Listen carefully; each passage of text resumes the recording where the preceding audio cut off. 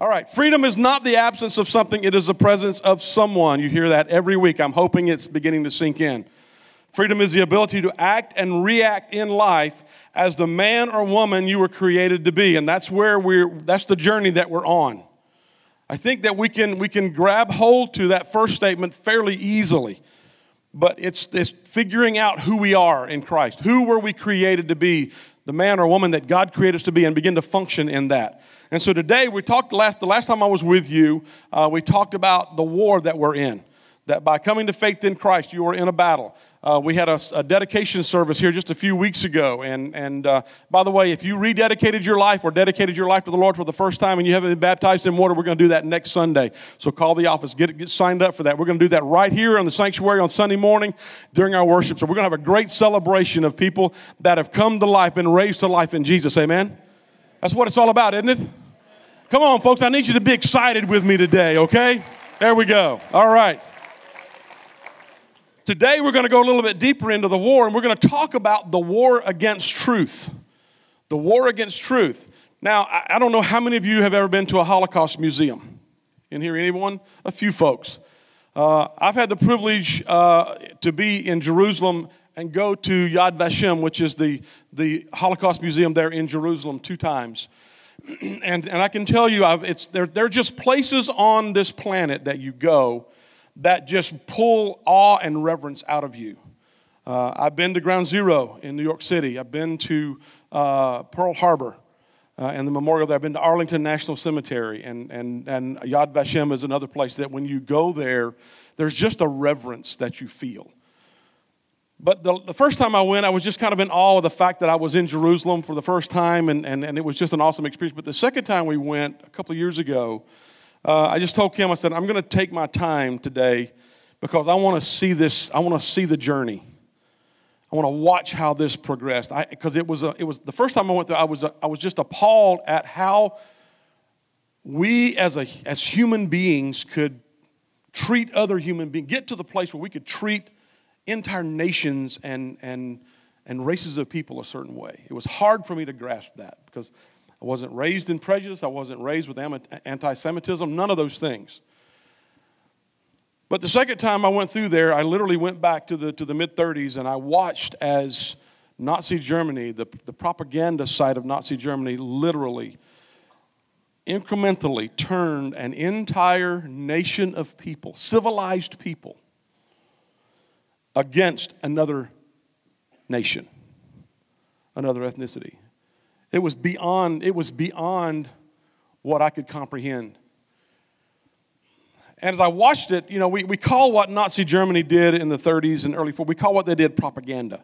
They had a minister of propaganda. Propaganda is an onslaught of published material and other mass communication that shapes public opinion, promoting specific agendas or outcome. That's the definition of propaganda. And this is what the Nazis did against the Jews in Germany. They began using the weapon of propaganda to spread false information, to begin to form inaccurate perceptions in the minds of the general public. The propaganda war against the Jews was not just a war against information, but it was actually a war against truth, a war against the way that we know things. If you know anything about this, I'm sure many of you probably know more than I do about this, but as I watch this, and I've done a lot of reading down through the years, I'm a World War II history guy, and I just read about it, and I watch all the shows, everything. I just want to know. But as I watched this, and I began to see literally what they did was take their neighbors, their friends, their coworkers, the friends of their children, and they turned a nation against them to a point when it got to a certain point that they literally felt like that Jewish people were less than human. They were less than human. And it's appalling to see that. Now, we've seen it in other arenas too as well in our history. We've seen it with slavery and everything else. It's all there. But this is something that we see in modern time. When we see it, it's been in the last 100 years. And we watch this, and it's hard to understand how someone could literally talk about a group of people so much that their entire perception changed, and it would lead to the Holocaust, and the country was okay with it. Okay with 11 million people sent to the gas chambers. Entire cities wiped off the planet. Bulldozers coming in and building gigantic graves, and they put hundreds and hundreds and hundreds of people out of entire cities in these mass graves. All because of an onslaught of information that changed the perception of human beings toward other human beings. That is what happened with Nazi Germany against the Jews. But let's fast forward to 2016. The war that we saw then still goes on today.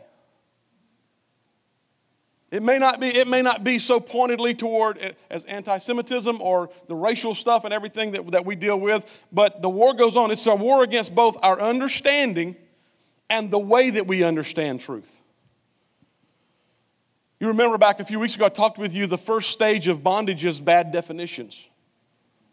Counterfeit definitions, bad definitions. The war against, that's the first level of bondage. But when you think about in our society today, over the last 30, 40, 50 years, we see it. We've had words that 40 or 50 years ago mean one thing, and today they mean something entirely different. What about the word gay? It used to mean happy. It doesn't mean that anymore. Why? Because it's been hijacked. It's been hijacked. What about the word fundamentalist?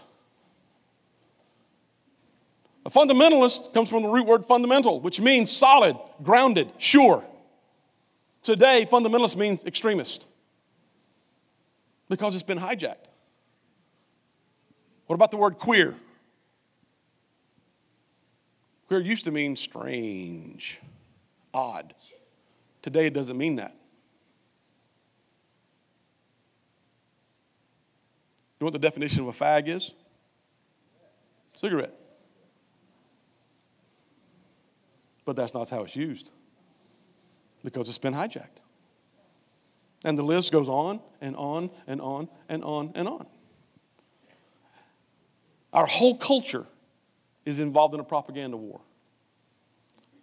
At this time in our history, we've arrived at culturally accepted definitions that lead us to worldviews that keep us in bondage or at least keep us marching toward bondage. Things that were once off limits on TV are now the norm. How many of you that are 45 years of age and older remember the sitcom called Soap? All right? For those of you that are younger, you probably have seen it on some of the upper channels they're starting to show some reruns of that in some places. It's still in syndication. But what you may not know, much you may not remember, is that when Soap first came out, it was so controversial that it could not be shown on television before 10:30 p.m.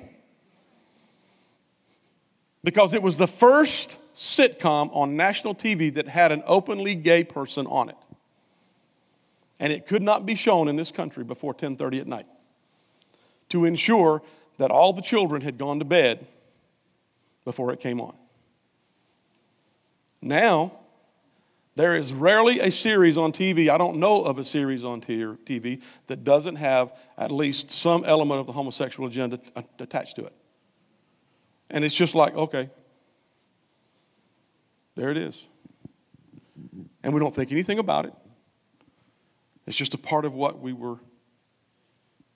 been indoctrinated with. But when I was in the early 70s, mid-70s, when Soap came out, I couldn't even watch that television show because it had that thing on it. Things that were once considered private, sexual issues, are now public spectacles. You can't even watch TV and watch a Hardee's commercial about a hamburger without there being an insinuation toward a three-way.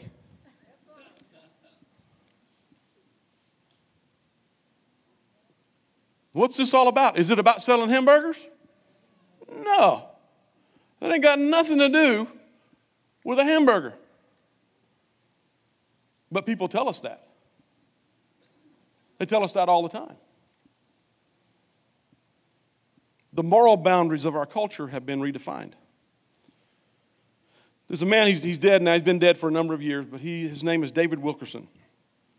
David Wilkerson began Teen Challenge, which is a tremendous drug and alcohol rehabilitation program. David went to the streets of New York City in the late 50s, mid to late 50s, and began to minister to the street gangs. But somewhere around, early 60s or so, he wrote a book, and it's called The Vision. In the book that David wrote, David actually prophesied and gave a fourth telling of what we could expect as our nation began to get older. He talked about how that we would be able at some point in our future to sit in our living rooms and watch pornography open on our television sets in the comfort of our living room. He talked about in the 50s and 60s how there would be a point in time when little girls could go to the store and they could buy a doll, or their moms and dad could buy them a doll that is anatomically correct. Long before any of this stuff ever took place. Those kind of things were so taboo back in 50 years ago that you didn't even talk about a woman being pregnant. You didn't say the word pregnant in most circles. Lucy and Ricky didn't sleep in the same bed.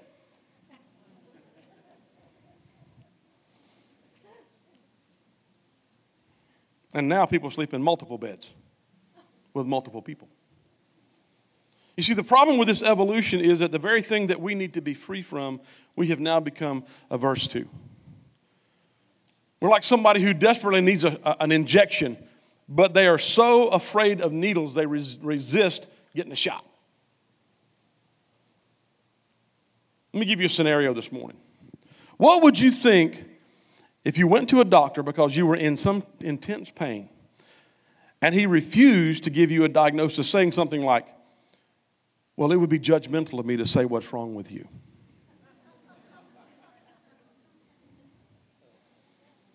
Then he asked this question: what type of medication would you like?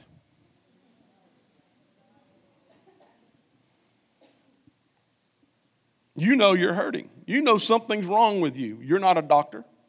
Self-diagnosing yourself won't work, and certainly self-prescriptions on your own medication isn't a possibility. So you ask the doctor, first tell me what's wrong with me. He squirms a little bit uncomfortably in his seat and says this: I didn't say anything was wrong with you, did I?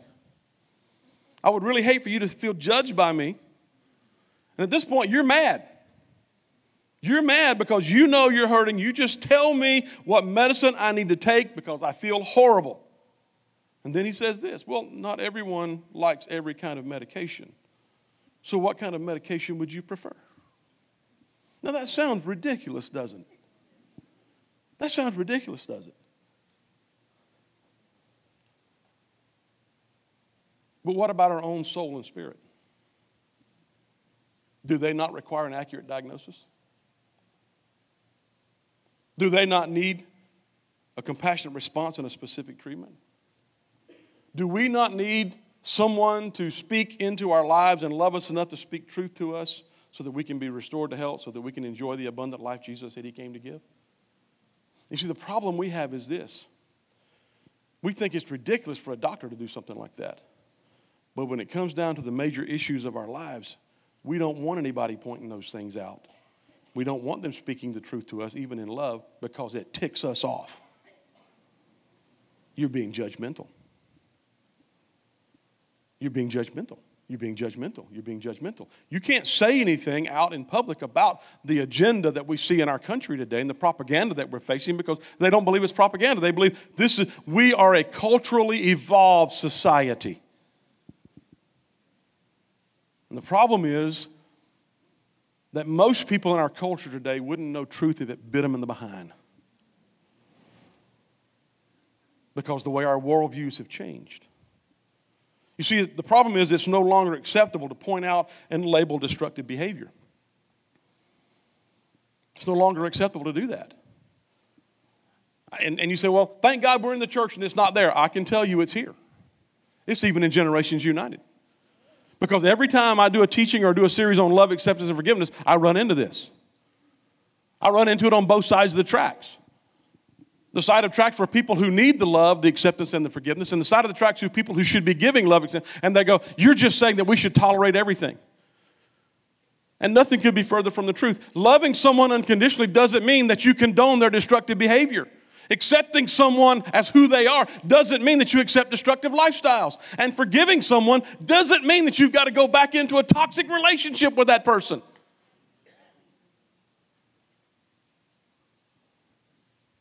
Jesus loved the Pharisees. He accepted the Pharisees. He forgave the Pharisees. He hung on the cross and said, Father, forgive them. They don't know what they're doing. But he didn't hang out with them every day because they're toxic. This is no longer acceptable. So in Matthew, Jesus is speaking in Matthew 13. Here it is, and look what he says. It says, this is why I speak to them in parables. Though seeing, they do not see. Though hearing, they do not hear or understand. In them is fulfilled the prophecy of Isaiah. You will be ever hearing, but never understanding. You will be ever seeing, but never perceiving. For this people's heart has become callous. They hardly hear with their ears, and they have closed their eyes. Otherwise, they might see with their eyes, hear with their ears, understand with their hearts, and turn, and I would heal them. So what's the real deal with what we are facing today in our society, in our own personal lives? We have so much information hitting us from all sides. All of it's competing for a place in our mind. Some of it's accurate, but a lot of it's not accurate, and a lot of it is deceptive. Some things we can see easily, other things not so easy. So what's the deal? It's communication. Communication. Communication is about how we are programmed. Oh, now, Phil, you're talking. Nope. If you don't think you're programmed, you let someone take you out of your norm. You let there be a wreck on your way to work that you travel every day and back up traffic for 10 or 15 or 20 minutes or an hour and see how much Jesus comes out of you during that moment. Understand what I'm saying? We are programmed. Communication is like air. It's all around us all the time. You can't get away from it. But there are two reasons that we take communication for granted. Number one is familiarity. Because it's happening all the time. We don't even pay attention to how things are being communicated to us. But familiarity is one of the reasons that we take communication for granted. The other reason is assumption. Because we think we are better at communication than we really are. We think we're good at it. Everybody thinks that they're a good communicator. All you have to do is a little bit of marriage counseling and you realize how far off we really are. You don't have to do it professionally. All you got to do is just do a little bit of it and you go, okay, communication is the issue here. And you realize firsthand how bad most of us are at communication. When we think we're meeting our spouse's needs, but in fact, because we really haven't communicated, we don't even know what those needs really are. So if there's an enemy of communication, the greatest enemy of communication is assumption. Now, a few folks knew I was teaching on this today, and what they really wanted me to do was diagram assume.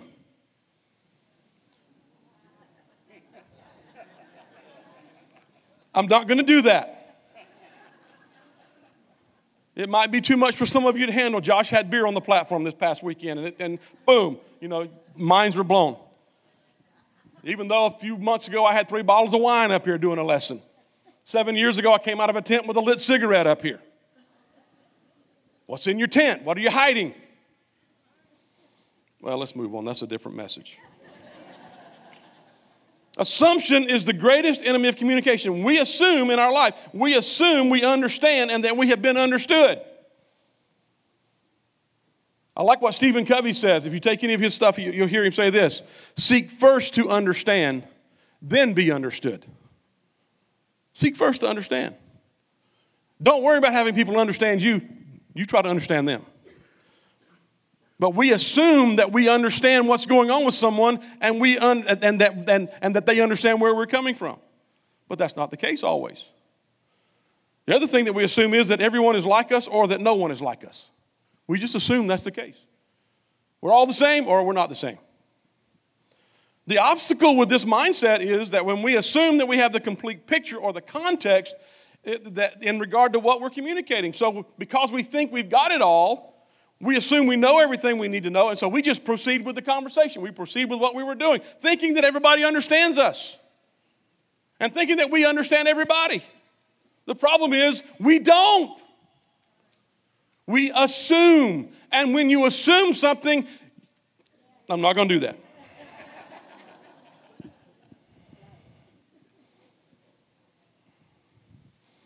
Inside this assumption that we know everything about something is another obstacle that most of us don't realize, and here it is. Different context calls for different ways of knowing. Different context calls for different ways of knowing things. There are various ways that we know stuff. There's the academic way. The academic way, you collect data, you arrange data, you regurgitate data. It's about data. That's the academic way. Works great in school settings. Wonderful in school settings. Actually, they look for it in school settings. But if you're going to play baseball and you take a bunch of baseball players and you put them in a room and you teach them the game of baseball with a whiteboard and PowerPoint and go, let's go play. I was going to say the Atlanta Braves, but they could probably beat the Atlanta Braves this year, so let's pick somebody else, okay? But here's the bottom line. You can't teach baseball without playing baseball. So the second way that we know things is through activation. You've got to be actively involved in it to know how to play it. You've got to be active involved in it to know how it works. You can have a fundamental idea of how the game is played, but you don't know how to play the game until you know how to put a glove on your hand, how to hit a ball that's coming at you at 90 miles an hour. It's about that big around with a stick. And you can transfer that to any sport or any other activity, things that you cannot know just by reading a book. It's a way of knowing things. You cannot fully understand the game of baseball with just information. You've got to play the game. What about falling in love? What about the way of knowing is through the heart?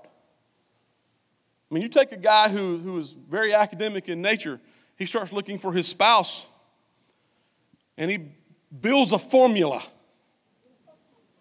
He collects data.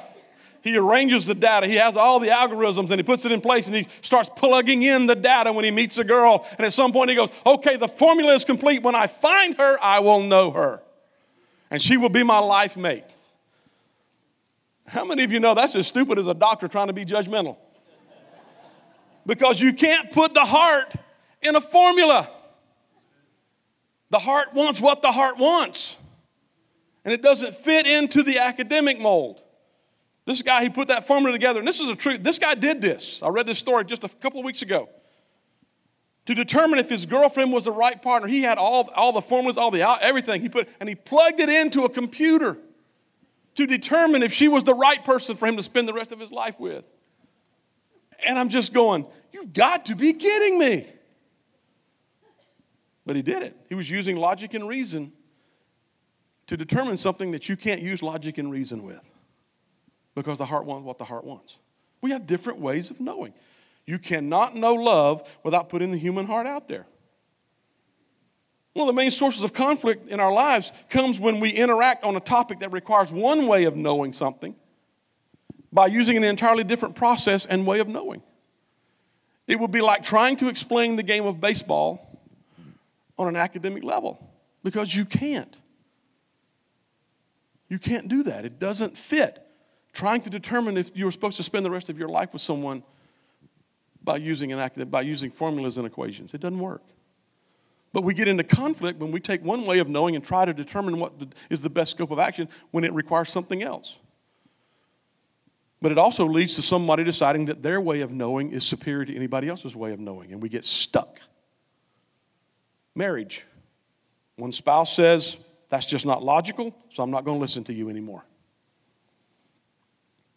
Or in our culture when we say, my science trumps your faith, or my faith trumps your science. When we think one way of knowing is superior to another way of knowing. I ran into a situation years and years ago now. Church had grown to a place where I couldn't physically do the visitation anymore, all of it. And I had to make a decision. how we were going to handle visitation, how we were going to take care of our shut-ins and seniors and hospitals and all this kind of stuff. And so, I just stopped doing all of it and had other staff doing those kind of things. And some people got upset at it because they had been around here for a really long time, and so had I, and they were just expecting Pastor Phil. I'd been to fish fries and been to their homes and all this kind of stuff, and it was okay when the church was 250 people, and you could do that. But when the church got to be 600 or 700, it wasn't possible anymore. And I happened to walk into a restaurant where a group of our people were having breakfast one morning, and I happened to be on the menu. Didn't go there on. I just walked in, and one of the dear ladies, she was just giving me up what for to the other folks that were sitting there. And she had no idea I was anywhere in the place, and I was standing right behind her. And people are looking uneasily at her, and their eyes are big as saucers, and here I'm standing behind her, and I finally just laid my hand on her shoulder, and I said, "Don't you think that's a conversation you and I should have?" And she said, "Well, okay, we'll have it." And she just turned right around and had it. Right there in Hardee's, And so she was angry that I wasn't doing visitation, that I wasn't visiting the seniors, that I wasn't visiting the shut-ins, that I wasn't visiting everybody in the hospital. I wasn't visiting. And I started talking with her about, and she said, "We have 5 pastors on the staff. I think you should be able to do some of that." And I said, "Well, here's the deal. It's really not can I visit. It's how often do you need me to visit? Because I could take a day and visit one person every day in this church, and it would take me 3 years to get back around to you. Now, are you okay with me seeing you today and not seeing you again for 3 years?" And I saw a light bulb go off in her mind, because all of a sudden now her context changed. She'd come from a very small church where the pastor did all the visitation, did all the care, did all of that kind of stuff. The lead guy did, because that's all they had. Now she was in a larger context, and she didn't understand. She was trying to understand what we were doing in the context of a smaller church. That knowledge had to change. Her way of knowing had to shift, and it did. And it did. Now, in those days, it would have taken me 3 years to get around to everybody. In these days, it would take me like 5 or 7 to get. If I just visited one person a day, you can't. That's why we have Jeff. Jeff is the man. Jeff is the man. Well, see, that's an illustration of what I'm talking about, but it's not just in those areas. We get very narrow in how we look at life in general. We get narrow and we can become chronocentric, which means that my time or my generation is the best and the only generation that matters. We see this in the field of music all the time. We get very narrow in how we know things and how we want to explore things and experience things. I heard someone say the other day, "Oh, I just wish someone would write more classical music." And I had to stop and think to myself, no one's ever written a piece of classical music. It's never been written. When Bach and Mozart and all those other guys wrote stuff, it was extremely controversial and contemporary for the day. It's only become classical because it's older. No one can write a piece of classical music today because it's today. What has to happen? A way of knowing has to shift.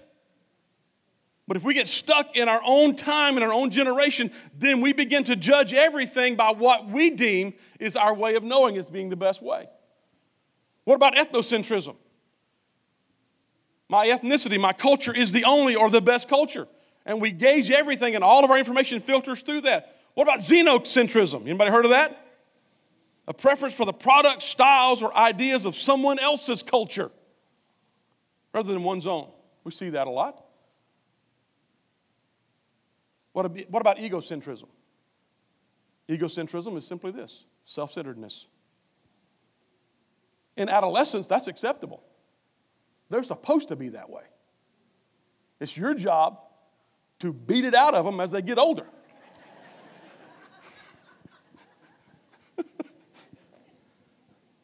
But when egocentrism is in adults, especially Christian supposedly spiritual adults, it's an entirely different ballgame. You can't beat it out of them. You want to, but you can't. But you see, understand, it's a way of knowing. It's a way of knowing. We still have misunderstandings around here because we have 6 pastors on staff. We have 6 pastors on staff. Andy's our student pastor. Some people think that all Andy has to do is just deal with students. But he's also over the assimilation. All of our new people come through the program that he oversees. They come in, they do all the membership classes. They also get plugged into various areas of ministry. He does young adults. He's over the young adults in Elevate with Cole and Beth, as well as Platform. He does some preaching occasionally. He assists with the computers. He assists with AVL. He spends lunch hours at our schools with our students. He's always hanging out with kids at football games. In addition, he's about to finish his master's degree, and he's become a pretty good pit master with the barbecue pit. He's got a lot of stuff going on. He's got a lot of... Garrett, you see Garrett up here every week. Garrett's over worship for all departments, not just in here in the sanctuary, over all departments of the church. But he's also our creative pastor. He takes care of our website, does our social media stuff and our graphics. Those of you that are using the YouVersion app and you see all of my notes every week, Garrett has to load that stuff in every week. He's over AVL, all of our audio, video, and lighting needs and all this kind of stuff, and he's an overall coffee guru in the staff. Jeff. We talked about Jeff a while ago. Jeff is our care pastor. But just so you wonder why he doesn't show up at your house every week, he has 386 families connected to Simply Care Network. He's got to oversee that and all the leaders in that group. In addition, he's our internet person, our IT person. So we have 40 plus computers and all the networks here on the staff. When you get here on Sunday mornings and your computer doesn't work and you can't log in to check your mail and to all that kind of stuff while I'm preaching, you go to Jeff to find out what's going on, Jeff. I can't log on this morning. He's over spiritual formation. He makes sure we have teachers, that teachers have classrooms, that we have everything you need in the classrooms on Sundays and Wednesdays. He's also a running fool. He jogs 20, 25, 30 miles a week. He doesn't eat meat. And he's in the final 2 semesters of his MDiv. Jeff's a busy guy, but he wears many hats. Then we have Pastor Josh. You heard him last week. He's our children's pastor. He's literally reorganizing and restructuring our birth through 6th grade ministries. His first mandate from me and the board of directors was to bring our safety standards up to an acceptable level to make sure that when you put your children over there from birth through 6th grade, that you don't have to worry about them, that they're in a safe environment, and that's what he's mandated to do. You go over there and you have to check your children in. God forbid you had to check your children in. But you have to. I went over and got my finger scanned the other day. Because I have 2 grandsons, and I might want to go pick them up one day. It's okay. It's not a big deal. It's not a big deal. But he also developed curriculum and recruits volunteer force to meet the demands of this congregation, to train leaders to ensure that we don't kill everybody working in Kidstown. To get enough workers where you don't have to work 4 Sundays out of 3.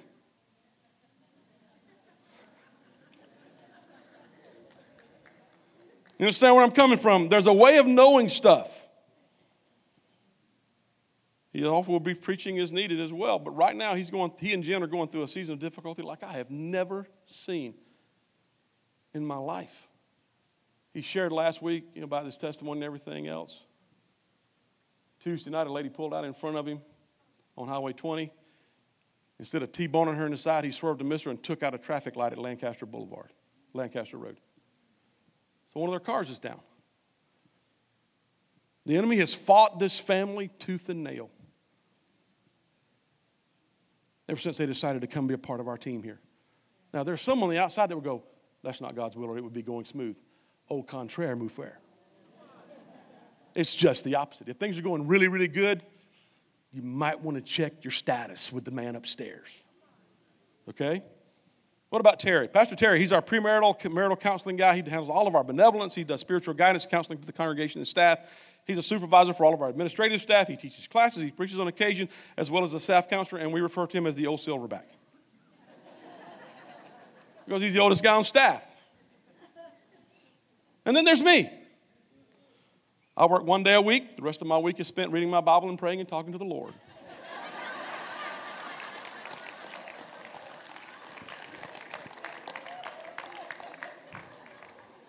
So now you have a different context, a different way of knowing what we're all about.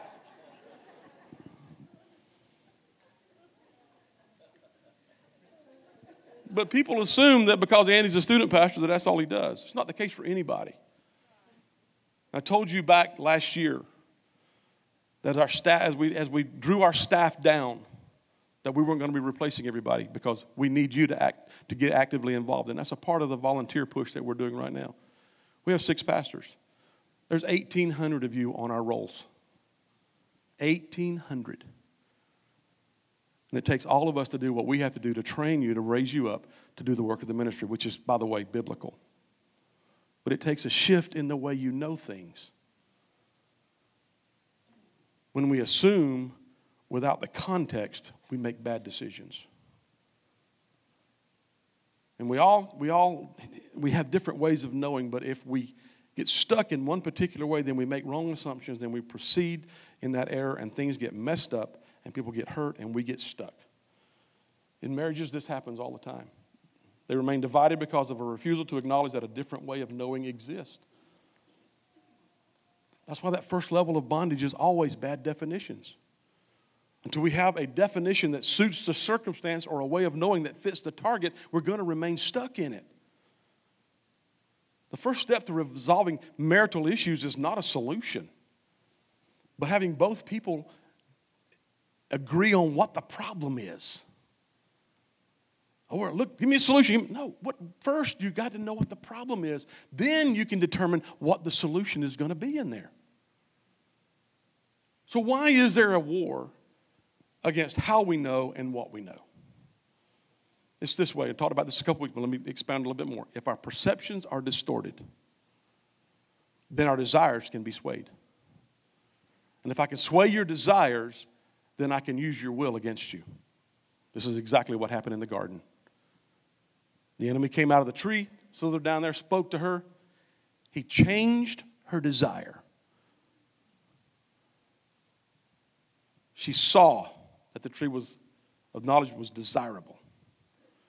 She saw it played on her desires. Then Satan convinced her that what she had been told was wrong and was to be disregarded. And at that point, she took, she ate, and the rest is the history that we all have lived out. You see, the war to keep us in bondage is a war against accurate perception. If Satan can keep us deceived, then he can use our greatest strength against us. In our everyday life, it looks something like this. If you perceive that you're useless and stupid, and thus a disappointment to your father or your mother, then there's going to be something inside of you that desires release and freedom, but you're going to choose withdrawal and violence many times. You see yourself as a failure and disappointment to everybody else. And so what happens is the cycle just continues over and around and around and around and around and around. And the more it circles, the more ingrained in that cycle you become because your perceptions have been distorted. The way that you know things has to shift. The information that you take in has to be delineated in a way that you know it's truth or not truth. You see, there's a point in all of our lives when we decide by our will that being ourselves is too costly. We've all been there. In certain scenarios, we will make a decision that if being myself is going to be a little too costly in this scenario, so I'm just not going to be myself. The problem is that when we go there, many times we stay there. And we never allow the true us to come out because we forget who we are. Because the enemy has swayed our desires and through our desires changed our perception of things and distorted the truth. And now we don't even know who we are. That's why freedom is become and be the man or woman God created you to be. Who is that in your skin? The enemy knows the most effective way to wage war against us is to convince us that if the truth makes us free, then he's going to enslave us by distorting the content of our mind. And for those of you that are here today and you're wondering why in the world is Phil getting in all this psychology and this psychobabble and all this kind of stuff, let me tell you something. Do you not believe for a moment that it is no coincidence that Jesus was crucified on a place called Golgotha, known as the place of the skull? Because he knew the greatest battleground of our lives would be between our ears. The greatest battleground of our lives happens in our minds. That if the enemy can convince us that we are not who we think we are, that we are useless, that we're worthless, and that takes care of our perception, then our desires will follow suit. And we will live our lives apart from the destiny that God's in placed in our life because we think something that is not true. There are scores of people in this room this morning that you have lived your life believing that you're a failure and believing that you are useless and believing that you are never going to amount to anything, that no one would ever care about you. But God sent me into this room today to tell you that not only does He care about you, He gave His most valuable asset so that you can know Him. That's how much God loves you. That's what God thinks of you. Your perception of you is wrong. Your perception of you is wrong. Ed, I want you to come, buddy. Satan wars against how we perceive the world around us and what we do with this impact. Ed came to me before church ever started today, and he shared something that God laid on his heart over the weekend. And I said, Ed, that's going to fit perfectly in this message today because it's about perception. I want you to listen, and we're going to close. God speaks in some, or impresses you in some strange ways, or at least to me it seems strange. How many of y'all have seen Guardians of the Galaxy? Raise your hand. It's an interesting flick. I've watched it. I enjoy it. But early in the movie, and I got to read this because it started coming like fire hoses this morning. I'd seen the movie this weekend again. And this morning, and I was waiting for Sherry, where it was only going to take 5 minutes for her to finish. As I was writing this, and I love you, babe. Can I go home with you? Anyway. Remember what I was talking about marriage? Yeah. Ed's got some work to do this afternoon. She understands me, fortunately. But early in the movie, the main character, Peter Quill, you see him as a little boy, and his mother's dying. And his father, all he knows is his father had gone away and presumed died. But his mother's sitting there and she's dying. And she has called him as he's grown up, Star-Lord.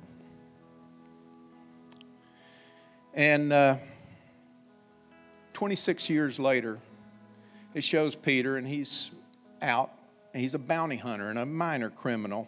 And he's trying to receive an orb, and was confronted by some bad guys who want to take the orb for him. And the leader of the bad guys asked him who he is.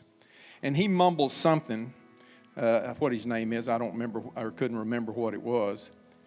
And then he adds, perhaps you know me by another name, Star-Lord. The leader looks at him and goes, who? A bit chagrined and not really believing it himself, he repeats, Star-Lord? Now, the movie goes on from there, the action and everything that happens. But and I got to put this down. But near the end of the movie, he learns who his dad was. His dad was a leader.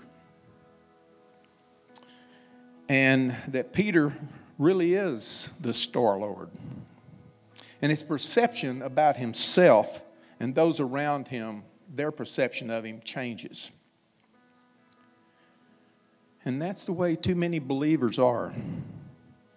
We have been told years by our family, by people in the church, and we have the head knowledge that we are sons and daughters of the Most High, the apple of God's eye,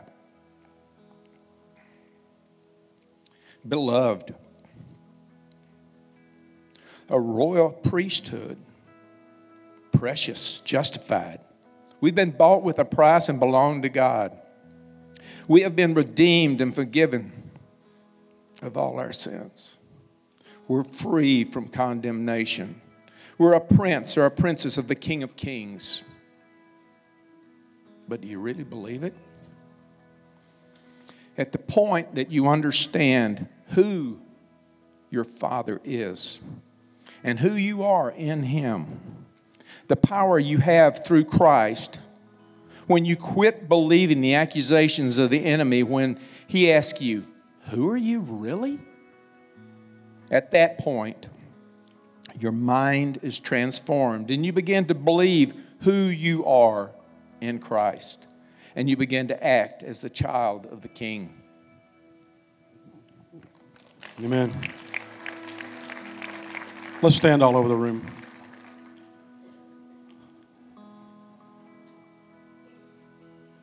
We're in a war.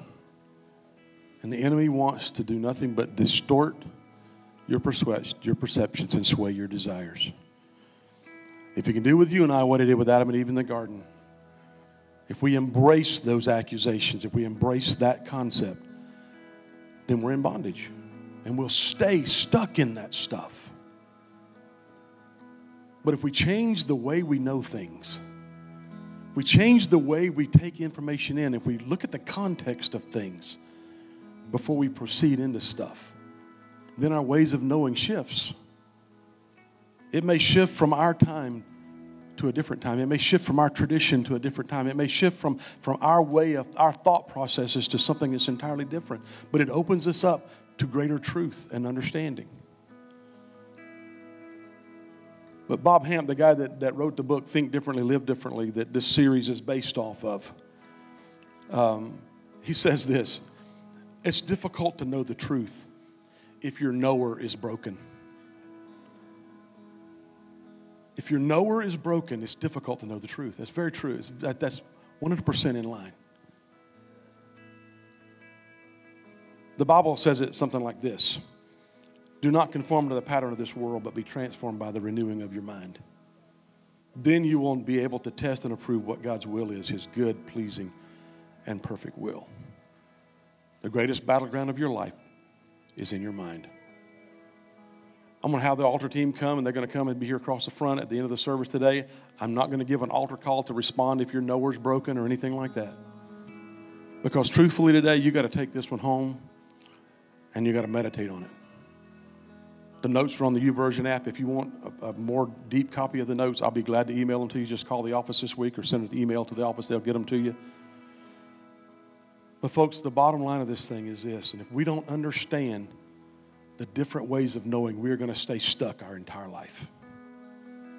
We have to be able to embrace this, and it will bring greater truth into our lives. And we will know the truth instead of the lie that the enemy. We won't believe the propaganda that the world is shooting at us from all sides. That's where the war's at. Amen?